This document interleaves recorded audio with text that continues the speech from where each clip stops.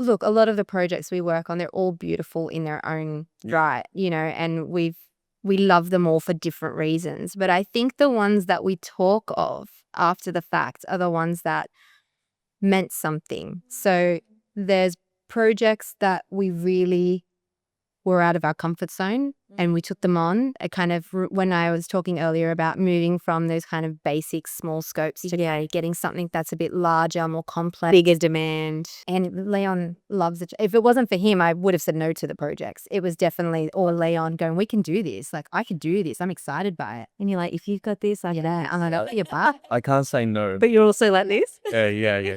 Oh, it's a risk, but even now manufacturing, I still can't say no. If there's a way to do it, I'll figure it out. So I think I was interested in seeing if we could do it. I knew we could. Definitely a risk, but high risk, high reward. Yeah, absolutely. It's a good thing to remember, isn't it? Otherwise, if you don't take the risk, you kind of just it's flatline. I think we are who we are now because of those projects. Absolutely. Those periods shaped us to what we can do today. Now when we see something, we're like, no, give it to me, I'll do it. Welcome to Behind the Design, a podcast where we unfold the details behind the designs we know and love and explore how each project comes to life. I am Camilla Ingle, owner of Unfolded, an interior design and styling studio. In this podcast series, we dive into the details with our industry experts, covering topics such as the creative process, latest design trends, and how we, as an industry, work together to meet the brief and overcome challenges. Let the conversation begin.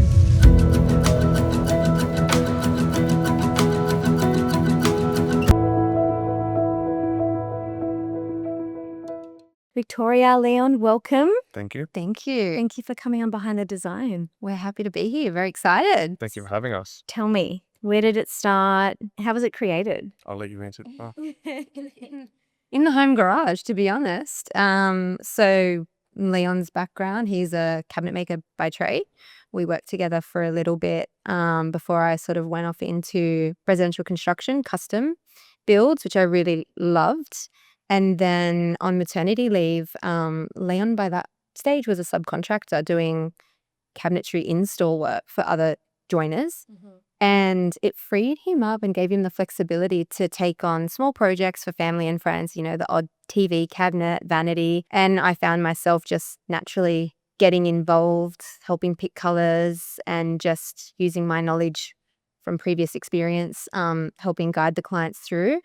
And then those projects just organically evolved from family and friends to their family and friends, and the scope increased and the complexity of the designs increased, and we were doing cutting edge jobs in our garage. Valentina, my eldest, and I would sit on the front lawn on our picnic blanket. We've got little videos of us and he's knocking up in the garage and taking it out to site. Yeah. And we're seeing clients throughout our home office at the time, after hours, and it was very organic. And we said never getting a factory. Never buying machine go too big. Yeah, never having staff. We really liked what we were doing, but then I think we really loved the challenge of the jobs as they were coming through the projects, and we wanted to tackle them. I think we were just genuinely excited about them. So in order to do those projects, you do need a factory. Yeah, you got to scale. You do need machinery and you do need help. So I think step by step, all the things we said we weren't going to do, we did. What ended up happening? And we're here. I think we've got 15 full-time staff. We've got 2 factory spaces, a studio, our installation team out on site. There's a lot of us now. Yeah, happened very quickly. Yeah. And your base, it's Camden? It's towards Camden, so Ingleburn is where our factory is based. Yeah, and our studio. So all under the one roof. Yeah. And you live locally that way. So it makes it a lot easier to be available to absolutely / every day there. Yeah, well, we've got school. I'm there 4 days. Leon's obviously between there and site. Yeah. But, we've got school drop-off. We've got preschool drop-off. We've, all the fun things that kids bring. So logistically, we need our family to support us so we can do what we do. And that just makes sense to stay where they are together. And where are most of your jobs? Most of them are We're in Northern Beaches, Strathfield, eastern suburbs. A lot of All the way up stuff. to Northern Beaches. We've got Avalon. we've got some in Adelaide. We travel all over. Then we've got some in like Burrajoo, Bowral, South Coast. Beautiful areas. Yeah. Gorgeous areas, yeah. So we travel And it's all over it. Yeah, and it's quite a bespoke service, really, isn't it? So there's joiners who I've worked with in the past for many, many years. You know, I'll do a bit of a design direction, partial shop drawing, send it over. They let me know what's feasible. They deliver it 8-10 weeks later. There you go. Happy days. Your service differs quite a bit to this. It does. Much more personalized. Yes. Do you want to take me through your process? I oversee like the studio and that sort of what we call our pre-production phase. So that's where we're taking the initial inquiry. We vet the client. So this is one-on-one with the client, not One-on- necessarily a designer or architect Well, or... Our clients can be either. So Yeah. we're engaged by the builder or the architect or the interior designer or the homeowner directly. Yeah. So we actually are very, very well versed in how each of them typically work, even though they're all different, of course, in their own way. We will basically extract all the information that we need in terms of timelines, expectation, budgets, what they have in terms of technical drawings, where the gaps need filling and how that would then tailor our process. And then they move through the pre-production phase, which commonly I think a lot of people don't understand what that is, but it's basically taking the documentation that you already have, be it a third-party designer's plans, architect's plans, and then carrying them right through to production. And if we just go back to the documentation, just for the listeners, full transparency, this is an elevation, essentially, of a wardrobe, for example. Would this be the documentation that you'd receive? We're typically Not even that far. we're getting full floor plans, elevations, FF&Es. Okay. We're getting the full joinery scope. Yep. But how detailed it is depends on who's drawn it, because it And the feasibility too. correct. So we're basically looking at that. We're servicing the client through cost-saving alternatives, value engineering if need be, and then filling in all the blanks. And I think a lot of homeowners especially, they don't know that the design is still evolving once it comes over to the joiner. I think they think, here's my concept plans, I paid my money, here's my deliverable, and it's done. Put it into manufacture. When in actual fact, you know, there's a lot of TBC by joiner because there's some elements of that design that, you know, you are as the homeowner going to then need to discuss further with your selected joiner. So, you know, the kind of custom metalworks, the finishes, handles may be selected, but where's the exact placement? You know, on a shaker, is it on the rail? Is it on the recess panel? So we're basically doing a deep dive into all that documentation, pulling it apart, basically working through all the intricacies of it and getting all those final selections sorted. But sometimes in doing that, it opens up questions. The homeowner says, oh, I didn't think of that, or I hadn't gone through that, or What it explored. why is one metal so much more expensive than the other? You know, one's a brass look, one is actually solid brass, and here's the pros and cons of each. And we like our clients to make really informed decisions when they are making selections. Appliances also play a massive role with getting these plans as well. Appliances. Appliances can make or break a design, essentially, really.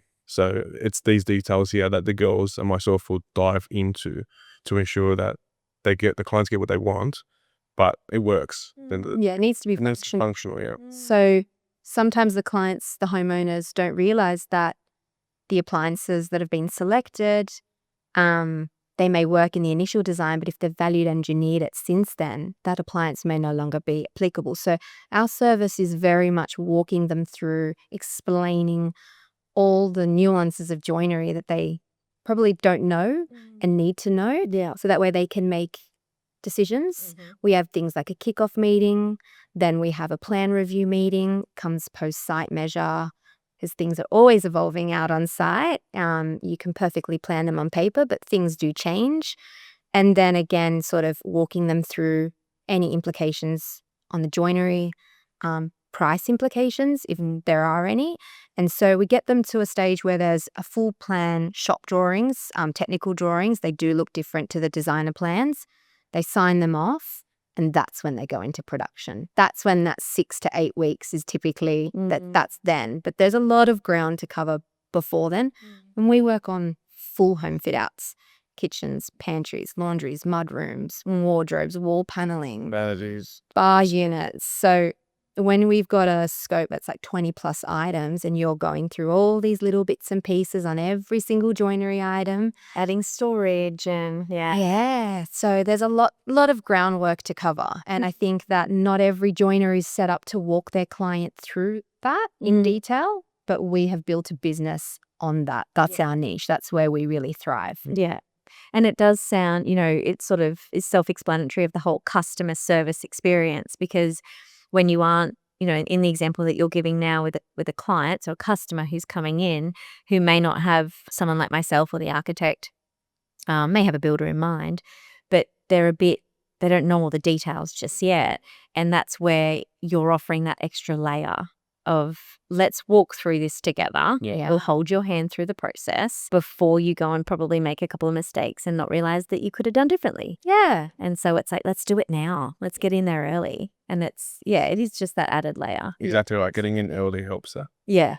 Yeah. We had this chat, didn't we? Coffee the other day. I was like, oh my God, I love when people can relate to that, because it's like, that's all we ever ask for, isn't it? The Getting as power, free as possible. the power of early engagement is something we are just like singing at the moment, and trying to really send that message clearly. The joiner shouldn't be brought in at the very end. Bring them in Shift early. the budget too. Yeah. As it could not blow the budget, because I don't want to make it sound daunting, but it's like a lot of the clients don't know what they don't know. And if someone like me has missed something, or the builder might have missed something, or they've come in off the street, it's sort of like you're there to educate them on all of those details. They then might have the budget to invest, because they know that they're going to get their dream mudroom or walk-in robe. Because a walk-in robe, especially in a master, is like a huge investment for clients. Sometimes, And if they love it, they'll invest. Yeah. But if they don't know they're not going to love it, they won't invest. again, one of our point of differences is our ability to collaborate with the builders and the architects and the designers, where they're invited into the conversations. I mean, the more people involved in those discussions in real time, the better the product. Everyone benefits. That's right. The better the outcome. We're all working together. We're all playing to each other's strengths. You have the design intent as the creative. You know the build as the builder. I know. I've been there with the client from the start. That's right. Maybe had 6 to 8 months or a year with them. That's right. Yeah. The creative's privy to all the briefing that I'm, as the joiner, we're not across. So if we're all at the same table and we're all working through it together, you're like, oh, I know this. I can jump in here. This is going to work here with the build. Yeah, that's an easy change. And that means that we can get that appliance because we have the opportunity to increase the depths of the cabinetry here. Like, it's so beneficial for everyone. Everyone wins at that point, Yeah, including the absolutely. client. Yeah, Everyone wins. that's it. And really, we're all there to get the client the best possible outcome. Here we are. So if the client, again, we had this chat the other day, and I just really, really wanted to share it again, because the client will love seeing us all collaborate. And I've learnt that over time when I have shown the client, and it's usually indirectly, I'm not sort of going to them to be like, oh, look what we're doing. It's genuinely, I had a chat to them. This is what we worked out. What do you think? They're like, oh, sorted. They're at ease at that point. They Absolutely. feel comfortable with what's happening on the side. Yeah. It's like a trust gets handed over. Oh, they've got this. Yeah. They've heard what I need. They're now executing it with the other suppliers or the trades. Good. Yeah. I'll leave them to it. Yeah. Win-win. Yeah, absolutely. And so working as a family business, as a couple from day one. Yes, day one. Day one. And you're pretty good at it. Seems like it. I know you hear a lot of horror stories, and the first reaction I think we typically get is, oh, God, how do you work together? I could never work with my spouse. But honestly, we wouldn't do it without one another. I wouldn't do it without him. Yeah. No. Say For you. Say with me. It's I think it's great. From day one, it's been awesome. The ups and the downs we've been through together, it shapes us. It's good. Yeah. It's been good. Having kids together too, like we often talk about work at home, but we also know, we know firsthand what the other person's been through during the day if it has been a tough day. So sometimes you don't have to ask for the support. You're getting it. Yeah. And it's not kind of tuition nearly. Yeah. And it's like, okay, I know you've had a long day on it. It's been a long check measure. It's gone, from 2 hours to 8. I've got the kids tonight. You know what I mean? Like I know that he needs that time, or vice versa. If I've been in a really long meeting all day and I get home, I know he's picking up a little bit. Yeah. Until we're kind of on the same level again. So back out. Yeah. It really works. That definitely wouldn't change it. I can't speak on behalf of your team, but I would imagine working in an environment where my bosses were, and the owners of the business were a couple who were able to communicate, support each other, do the right thing, get a good outcome. Like, that's pretty inspiring. Well, I don't know if it's inspiring, but it's So- we hope so. Yeah. I hope so. Communication's key, and they see us go through it every single day. So Yeah, keep talking. Yeah. And and we do. Like, look, we're really good communicators in our own relationship. We always have been. And I think that's why it's laid a really good foundation for us to be in business together. And sometimes communicating, they hear all sorts of things, our team. We've got an open office. And they'll hear us and we'll disagree on something. Or It's not perfect. It's not perfect. And we're very healthy to disagree. Yeah, and there's some healthy and passionate debates that go on about how we should approach that thing. so much. You know what I'm saying? Yeah. It's Healthy debate. What do you mean you can't execute this image that I can see right here on Pinterest from, and he's like, oh, Make it happen. and I'm like, you can do it. Someone else has done it. We can do it. And he's like, you can, but you got to think of this, this, and this. I think it all comes from a place of love, and it's the intent behind what we're doing is only to better ourselves, better the business, and better the outcome. So I because the intent is only for that reason, I think it's okay. It's welcomed. I love that. And there's so much compassion that can come with intention. Mhm. I'm going to expand on that because it's like if you think anything can happen, anyone can say anything, what's the principle of what they've said? What is their intention? Then when you know that, it can kind of rule out if there's anything nasty. As you're like, oh, they're actually being quite thoughtful, but they got defensive, whatever it might be. And then there's compassion. Yes. And I think it's having that, it sounds quite mature, really, because it's the maturity to see past the front facade sometimes. Yeah. As we said earlier, sometimes you're just tired. Mhm. Yeah. And you're not your best self when you're tired, let's be honest. And so working day in, day out, going home to the kids, like it's bound to have moments of a bit of a clash, but it's how you manage it, isn't it? Yeah. You have to manage it. You have to manage it. You can't just let it go. No, have no sweeping under the rug. No. You have to acknowledge it and deal with it in real time. Real time. Yeah, you have to. Yeah, Leon is all about, we're talking about it now. Yeah. Rip the Band-Aid off now. Yeah. Lucky, because someone needs to be that way. It pushes me to just like, Fine. yeah, we're talking about it. Yeah. But then you go to bed and you're not sleeping on the unrest either. No, there's no time for grudges. Not now. In our day-to-day, there is no time for grudges. There's no room for grudges. It's very fast-paced. We need to just move on to the next thing. I think my daughter would be like, "What's wrong with you two?" Yeah. Yeah. No, she's They're it's great. respective. Yeah, they are. Yeah, so no time for grudges. No, absolutely not. That's good in the office and as parents. Yeah. Yeah, it's beautiful.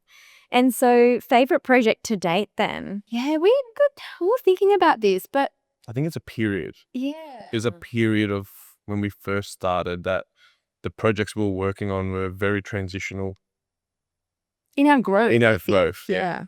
Yeah. Okay, so they're milestone projects for us, so to speak. So It meant something. yeah, they meant something. So look, a lot of the projects we work on, they're all beautiful in their own right, and we love them all for different reasons. But I think the ones that we talk of after the fact are the ones that meant something. So there's projects that we really were out of our comfort zone and we took them on. It kind of, when I was talking earlier about moving from those kind of basic small scopes to getting something that's a bit larger, more complex. Bigger demand. Yeah. And we're like, can we do this? And we're like, and Leon loves it. If it wasn't for him, I would have said no to the projects. It was definitely all Leon going, we can do this. Like, I could do this. I'm excited by it. And you're like, if you've got this, I can. Yeah. I'm like, oh, you're back. I can't say no. But you're also like this. Yeah.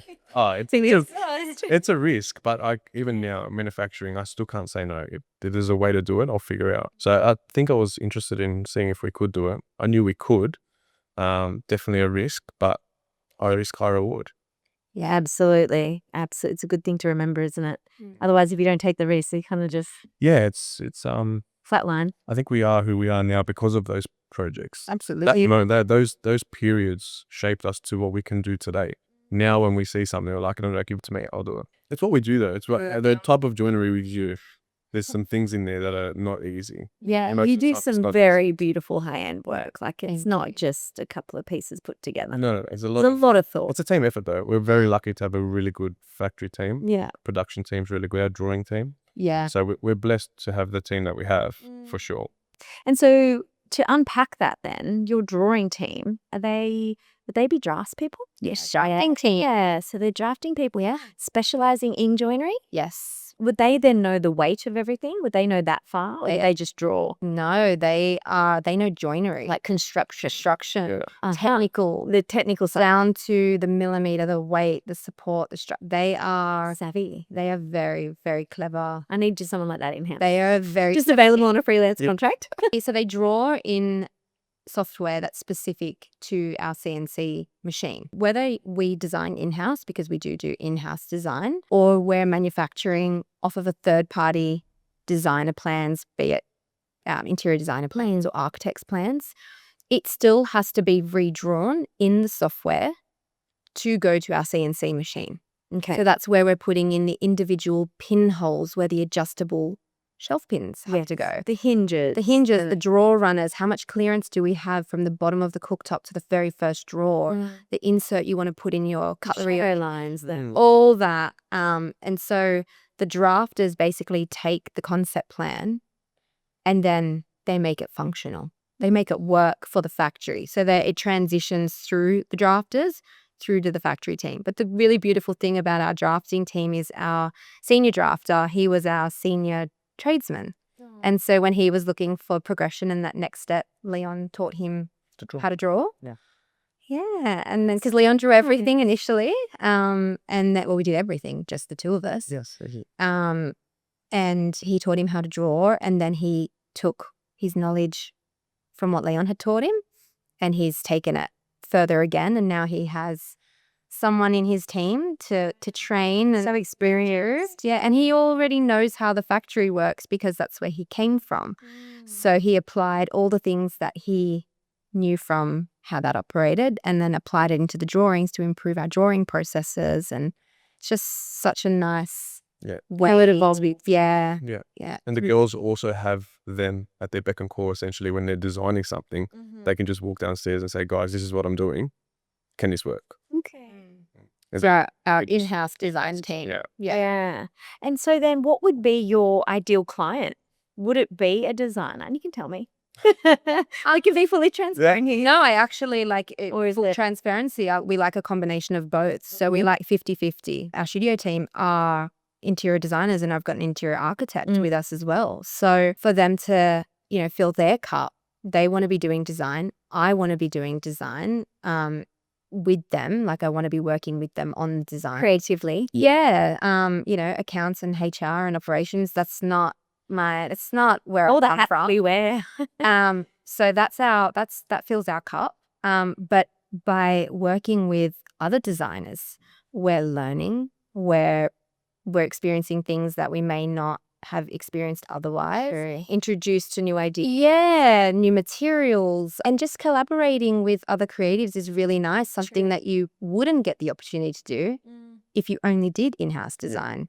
So honestly, our approach is we like a 50-50 split. Yeah, it makes sense when you say it like that because there's so much more to it than just the, consultation. Like you say, you learn new ideas from different people. Like it's such a nice perspective on what could be such a simple answer, and I love that because it is so true. As you were speaking, I was thinking I love to think of ideas for clients, but like we spoke about the other day, I'm so comfortable to then come to both of you and say, this is what I have in mind.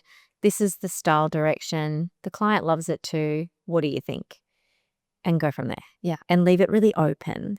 And it's similar with my stylist who was actually on earlier today. And her and I had this similar chat around kind of staying in your lane, collaborating, but respecting what other people can bring to the table. Yeah. And it kind of just removes the ego. Yeah. 100%. As well, because it's like I could come in and try and take over, even though I know you guys would deliver a beautiful product. But the ego would probably go, yeah, but I want it to be my design.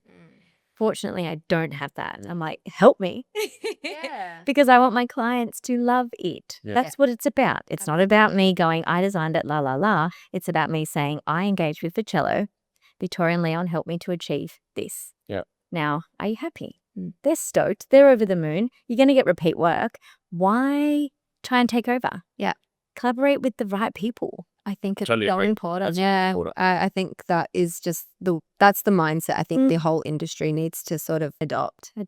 Yeah. Because we are like I was saying earlier as well, like you joke that it takes a village for a family, but it takes a village as well to pull a project together. Yeah. There's so many moving parts 100%. and we're just one of them. You know, there's so many of us in this project. Yeah. And we all want the same thing. That's We all want the We're all client trying to happy achieve. and the project to look great. So let's just use each other Yeah. the right way. Fun when we're all working together. And going back to that question about memorable projects, and I agreed with your answer about the milestone projects that really propelled us forward. I also was thinking of the projects where we created lifelong friends. Yeah. After the Nice. project was They were done, clients.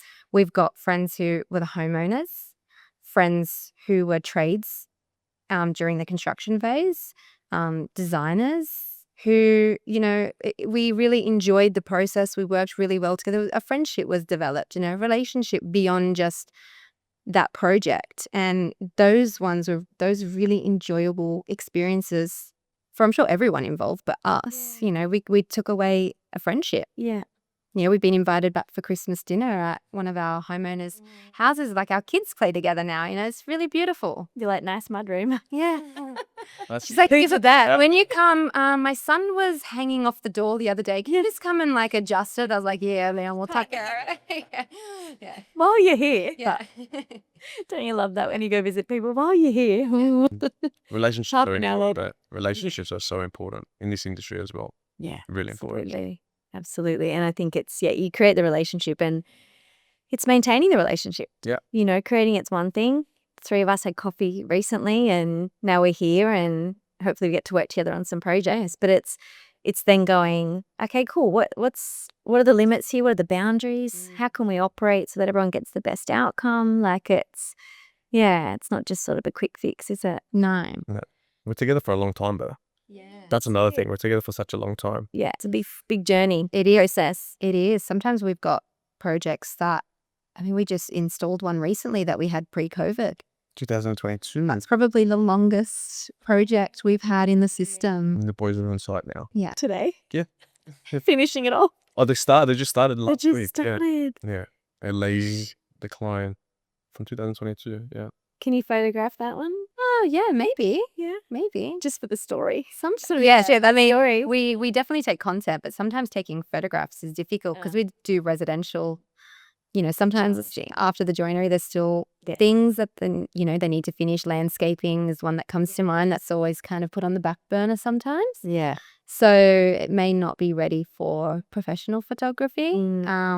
So I guess Let alone styling and making it beautiful for photography. Yes. Sometimes people are moving in their temp furniture from previous build to this one and they're like, we ran out of money. We're not gonna, don't come in until it's ready. And then it's like, okay, well, that's 3 years later. We probably don't need to shoot that one anymore. Was that my design? Did we do that? That was Leon's. Did we do that? I don't remember that. Yeah. And how do you manage that then in the way of, you know, portfolio and things like that if you have a beautiful, beautiful design that the client is maybe a bit more private and doesn't want to share it? Yeah, we've got one of There's one now. one of those.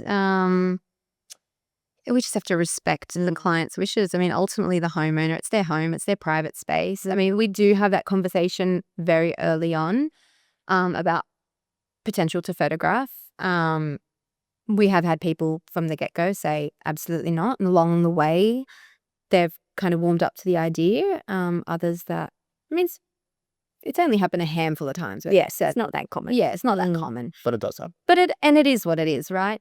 Like, it's their private space. Yeah. It's a missed opportunity for us, but we respect that. Yeah, we've got to respect Yeah, it for sure. Absolutely. Yeah. And then even with a build, then as you say, oh, we might have to come back or they've moved their other things in, but they're happy for you to photograph. How do you manage that then? Do you Expensive. push some of the stuff aside and bring it bench. Yes, that's it. Let's go. Figure that's what I've done before. Yeah. Guys, I'm having an annual leave day just so no one bothers me, and I roll my sleeves up and I get in there and I move furniture around, and we might take one of the girls from the office to give me a hand, and we engage a stylist typically. So they'll come with maybe their own help and moving things off to the side out of the lens, and then bringing in. On the alfresco area. Yeah, we had Leon there for some extra muscle not long ago. Yeah, you just work around it. Yeah, you do. You can make it work. You can. You can make it work. Yeah. I've had the entire house down a hallway just to the furniture just to get the shot. And then the delivery guys would come in and pick up. Do you remember Papaya? They were amazing because they would just lend everything and we would just give them all the photos. Yeah. And so we'd bring all the furniture in and make it really beautiful. And it was nice because it was all one supplier. So every image, they didn't feel like, oh, you've got a few other people in there. It's all of our pieces. And so that would all be in the lounge room and everything else is down the hallway. And then the delivery guys would come in and then everything would go back and the client would get home after work and we're like, thanks. Didn't even know that anything was moved.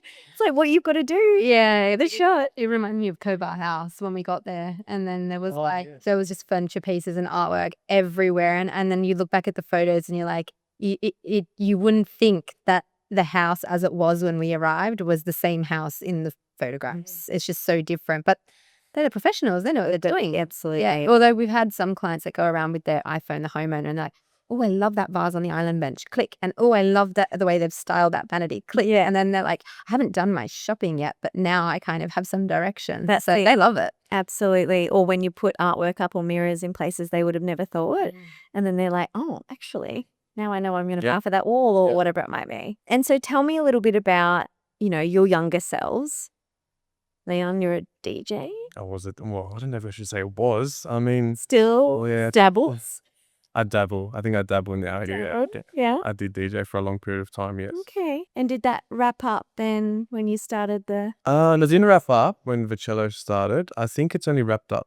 I think it's wrapping up in the... We actually haven't ever had this conversation, to be honest with you. I still do... I need a counseling session. No, I'm kidding. I still do the odd gig here and there, but I think when Vicello really, really started, and I think our kids as well, when our kids started getting a bit older, I think DJing kind of took a bit of a backseat, which I was okay with. Yeah. And I'm okay with now. Yeah.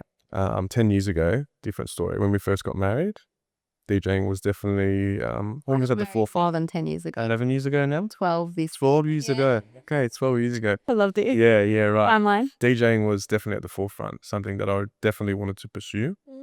But I had fun. We had some great times, travelled. We did travel a lot. Okay. Yeah. So it's quite a serious gig. Yeah. Yeah. Okay. Played at some amazing venues.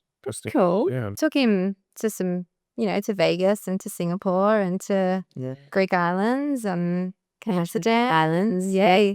Some trips I got to tag along on, and some I didn't. Trying to bring it to Singapore with me, that was He wants to take the kids to Singapore because occasionally he'll play at Marquee Singapore there at the at Marquee at Marina Bay Sands. Yeah. Okay. He's like, come with the kids. It'll be great. Because Singapore would be a good trip for kids. Yeah. It's great because they'd have everything then. I mean, so good. Great. In their needs. Yeah. So those younger years, what about you? So I actually started off in photography, talent management and production. Yeah, completely different worlds. Yeah, right. Yeah, I always was drawn to the fashion industry. Yeah, creative still, but ended up working in fashion photography, talent management and production. Very organized. I'm sure there was a run sheet for today, and I was talking to Leon earlier before we came in about this is actually a production. This is what I did. Except it would be for a fashion photo shoot, or a show. And then when we got married, we had purchased a property out where we grew up in Southwest Sydney. And I was traveling into the city every day for work, and I kind of welcomed a change. I wanted to be closer to home, and we knew one of us had to relocate and change careers. And for me, it just made sense for me to stay out where our families and our friends, they were all there still. Community. Made the change, and that's where I ended up working with Leon at a joinery company. And we had built already one home together. And we had built one again not long after. And that's when I moved into construction.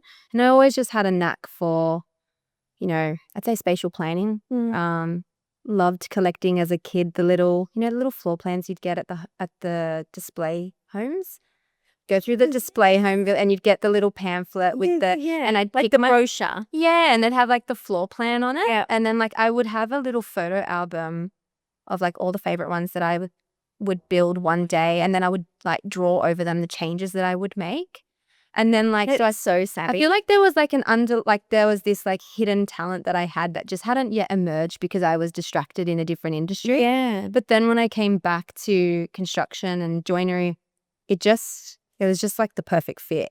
It just, I retained the knowledge so quickly, and I wanted to learn, and I was inviting the reps in from all the hardware suppliers, and I was like, tell me, like, what can you do? And how does this work? And could you use it like this? And I think then Leon being the trade, like, hey, like, what about this? And what about this? And like, we'll learn. Different minds. Yeah, learning off each other. That's kind of where I started, but I very quickly moved back into residential. Mm-hmm. The residential space. Because it does take, if I'm honest, a very, detail-driven mind to enjoy what you're saying, because I enjoy it to an extent. And then if you were to continue talking to me about the detail of the hinge, for example, and the weight bearing and things like that, I start to kind of block out. But then when it comes to mood boarding and conceptualized design, I look at the time and I'm like, oh my God, it's 2:30 in the morning. I need to go to bed. Yeah. I'm just absorbed, like layouts, things like that. So it's like, that's a perfect example of, I'm good at that. I'll do that bit. Yeah. And then when it comes to all the technical and the detail, and obviously the design as well, because you guys are amazing at it, then that's where you can collaborate. But that's where I would just, like, I love hearing that, because it's like, well, then I would trust someone because they're passionate about it. Yeah. It's like, trust the people who are passionate about what they're passionate about. You know what I mean? Yeah, it makes total sense. Yeah. Yeah. So We love our collaborative meetings, like manufacturing methods and all those type of chats. We thrive in those moments. Like we really enjoy those conversations. We get a kick out of it, really, to be honest. we'll find kind of like what you just said about like losing track of the time. We'll have a rep in and they'll be showing us new products, and we all gather around because we'll invite the whole team to look and learn and ask questions, and we'll lose track of time. We're like, oh my gosh, like poor rep's probably had to cancel 2 appointments, but we're just like constantly asking questions, and it's evolved. The conversation's gone from, this hinge that they're showing us to this door system to this new LED system that's come through. And because we've got designers, we've got myself, Leon, other people who do like scheduling and the drafting team and the boys on the floor. And so like everyone has Different roles. Yeah, everyone's asking questions based on kind of how they would use it, or what the information they would need to do their role. Yes. So the questions are varied. Their skill set. Correct. Yes. So we went to Winnings the other day, and we took the drafting team and the design team, and we could have stayed there all day. We were learning about, And they've always got something new. yeah, Like you think you're across it, and then you're like, oh, you do that? I saw that on TV. Let's go. Let's dive in. have different clearances, different projections, Different integrated handles. different requirements. And so when we receive, especially with a third-party designer's plans, some of those appliances are they're proposed, but they're not confirmed. So once we receive the confirmed ones, we need to do our due diligence in checking that all those new appliances are still compatible with the original design. So so there's a lot of, that's when I go back to that groundwork that gets covered. You can't just, here's the plan. Oh, by the way, I changed my appliances, and can't I just have my kitchen in 6 weeks? It's like, I need time now to take a deep dive into these specs before I even pass it to my drafting team, because I've got to flag if there's any knock-on effects by you changing your appliance, because ultimately then I'm going to be responsible for not flagging it. Yeah. So I have to, I've got to be liable to cover this off. Yeah. Yeah. yeah, It's a process. it is. Big process. In all of this, what's your creative process? Do you have much of a creative process, or do you find that it's quite... Well, creative, I guess. For me, it's I can go back to that manufacturing methods and those conversations. I really enjoy those.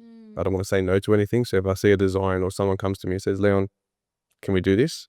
Those chats, those conversations, I enjoy. Yeah. So it's that for me, but for you might be something. Boarding. So we have a design program that is available to clients who may or may not, they may or may not want a designer or an architect, or they may not need it, depending on the scale of the renovation, Or, we do get a lot of referrals. Or you've done my friend's fit out or design. We have a team, and it starts the same way I think it would with interior design, where we do an initial face-to-face. We have a briefing where we have a client questionnaire. We have a shared Pinterest board. So there's a lot of work that goes into getting to understand the client's look, feel, and needs before they even come in for their proper briefing, where we ask all very targeted questions and fill the gaps in their questionnaire. Then we go away, we design it, we draw it up, we invite them back in for a presentation. I guess the beauty of our program is we can present it with a quote for the supply and manufacture of that design. So the clients can actually then provide us with feedback in real time on both the design and the quote. So we do it every day. So it's like, okay, well, this design costs you this much. They might say, great. In that case, I can add in a bit of a laundry, so what can I do there? Okay, and so then the current design costs this, and then correct. Yeah. So typically, I think with a third party designer, you're getting the plans first and then you're tendering them out to the trades. Our design program, we do it together, but it is joinery only. So it gets for the joinery specifically. Here is the cost for the supply, the manufacturing, and installation of this design that I'm presenting to you. And then we get their feedback. We do a final round of revisions. And our intent after that is to then progress them through to pre-production and production. Although we have designed for clients in New Zealand, Victoria, we've got one in Queensland, Brisbane. So they may not obviously engage us for manufacture and install where that's not possible. Yeah. But at least they've got a comparative quote to then For the current scope. correct. Yeah. And they can use that as a comparison with their local joiners. And we make ourselves available to them if they have questions. So sometimes that scope then would get even bigger if their budget could be bigger. Yeah. That thing, if they quote like, oh, I thought it'd be more than that. Bang, let's go and add the bathroom vanities and whatever else it might be the adding on. Yeah. That makes a lot of sense. And we encourage clients, our in-house design clients, we encourage them to start with the kitchen and the pantry first. Get the quote for that, see if we're on the right track with budget and finishes, and then we'll expand the scope after that. Yeah. So It's really important investment areas. Yeah, and I think it gives them an opportunity without investing too much to see if we're the right fit for them and vice versa, or if we're on the same page. If they love it, which 9 times out of 10, like we're fortunate enough that they do, Yeah. then they're like, great, I really want to roll this out now. Let's do, wardrobes. Let's do vanities. Actually, I want to do my TV cabinets. Yeah. So a lot of the time, even, in-house design, external designers, the scope's always changing. We get a lot of return clients who are coming back for what we call phase 2. So the little bits and pieces that they may have culled initially, Or put off because of whatever reason. Yeah, they might have been happy to wait a year for their phase 2 joinery, and they're back, and they're we've got one at the moment where we're doing all the walk-in robes, TV units, all the kind of the items that they were happy to live without. Yes. Whilst they were in that period of moving into the new home and settling. Yeah, because they could have had a loose TV unit from Oz Design or something like that. Yeah. Yeah, it makes sense. So working as a couple, what's your biggest motivator? Independently or kids. together? No, both together. Oh, Both our together. kids. Yeah, it's our kids Yeah. for sure. When we were actually, having to think about what we would say today, that was the easiest question for both of us. We're kind of like working back and forth. And that question, we were like, yeah, our kids. Yeah. My answer, his answer. Because it's easy to burn out. And there are times that it is really challenging and it's tough. It hasn't always been easy. There have been a lot of highs and there have been lows. And I think in that moment, you look at your kids and, they keep you going. Because ultimately, this is providing for them. And the staff, they've got families, a lot of, especially the factory staff and the drafting team, they're the supporters of their families, and we have to do it for us and our kids, but also for theirs. So when times are tough, that keeps us going. Definitely. I love that. Yeah. So if we're talking about kids, what would be the advice you would give to your younger selves Know or yourself. yourself, Leon? Tackle stressful moments as soon as possible. Yeah. Okay. I think that's something that I would probably want to hear. I think stress comes from not tackling the situation straight away. It does take a lot of courage to do it, doesn't it? You got to have guts to do it. Yeah. Yeah. I think you unintentionally. Assume it's inconvenient. Like you're like, oh, not the right time. I think they say they want to start the business, but they don't realize that they've actually already started the business. When they're 6 months in, they're like, how did we get here? You know, so it's very hard to say I'm going to start this business and I want to have the factory and I have the machine and the staff. That doesn't happen. It doesn't happen like that. It really doesn't. You really end up talking to yourself 6 months in going, how did we get here? Like we said, we weren't going to do this. So, but you got to have the guts to take that step and to take the next step and just roll with the punches. Roll with the punches is a big one. It also takes being very open-minded, hey? Yeah. And kind of brave. Yeah. That's what I would tell myself. Be brave, girlfriend, because you're in for a ride. Hang on, sister. Get on tight. And then I read something a while back that stuck with me. It resonated with me, and it said, get comfortable with being uncomfortable. Oh, 100%. And I was like, I will avoid an uncomfortable situation like the plague, but in what we do, we can't. Like you just have to show up, be it in a project, working with other stakeholders, or in business, being a business owner. We've got a lot of staff, so it's personal and professional, isn't it? Because if I think about, similar to what you're saying, Leon, around avoiding and whatnot, but also really it comes hand in hand, because avoiding is because it's uncomfortable, right? So anything that is uncomfortable, you probably either put off or avoid or procrastinate on. But if you look at it, the inverse is like, if you do tackle it, even though you have a really uncomfortable stomach and it's all gripey and you're like, this sucks and I don't know if I'm saying the right things or doing the right things, but you've given it your best, you will actually sleep better at night. You have an answer.